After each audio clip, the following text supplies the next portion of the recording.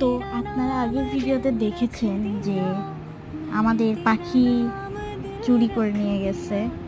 তো এখন আমরা এই খাঁচাটা অযথা ফাঁকা পড়েছিল বলে ওই খাঁচা থেকে ওই পাখিগুলোকে আমরা এই খাঁচাতে নিয়ে এসেছি, কারণ আবারও চুরি হতে পারে।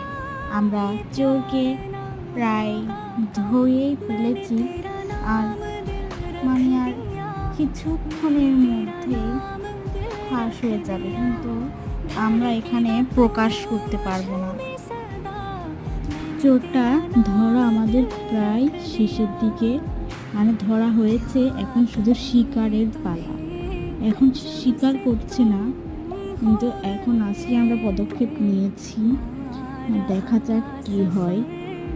সবাই দোয়া করেন পাখিটা যেখানে আছে যেন ভালো থাকে।